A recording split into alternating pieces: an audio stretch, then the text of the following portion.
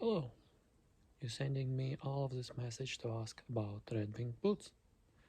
Actually, Red Wing Iron Ranger. And we'll discuss them today.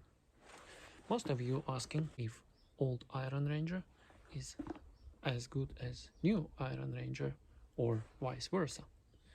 So in this video we'll discuss that. Subscribe to the channel to see more Red Wing information. Okay, so are those boots the same? No. Do they look the same? Yes. They use the same styling, but they're made of different materials, and let me tell you why. The old Iron Ranger used 270-degree Goodyear weld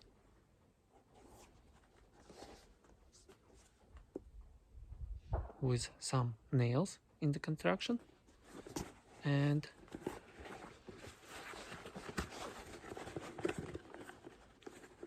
internally in the boot it has additional piece of leather to cover the nails. It uses internally full leather insole. There is no midsole, and construction is very thin, as you can see. Other hand, we have Iron Ranger on a wedge sole at the same price of $349 or euros, depending on where you are, but that's a different boot. Okay, first of all, it uses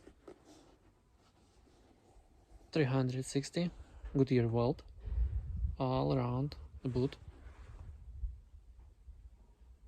It doesn't have any nails, but it have its own shortcomings. For example, you still see leather inside, right?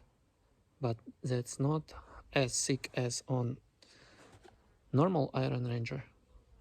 It's thin layer of leather and thick layer of synthetic material.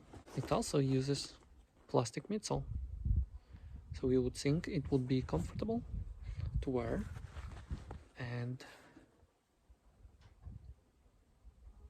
at some point it's actually more cushy right here under your foot than original boot, but it's not as durable as previously. So if you will look deep inside of this boot, which I own for maybe less than a year, I don't remember exactly when I bought it, it already have creases on this insole.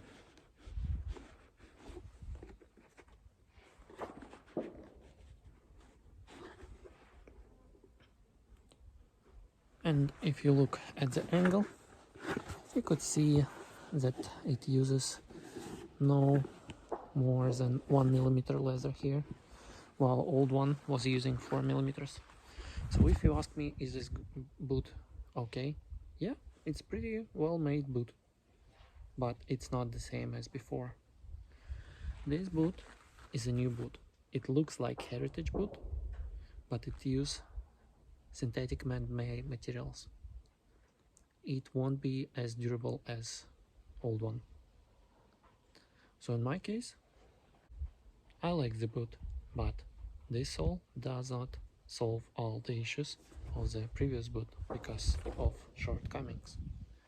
If it had leather insole like a previous one, it would be perfect boot for many people, except some of them just don't like cup-toe boots. I would not recommend buying this boot at MSRP. It's not worth it. Buy it at some resellers. I bought this boot for $212 in Poland, and recommended price is $349. $49 or euros. So it's a biggest savings on the boot in my life. So subscribe to the channel and see you again.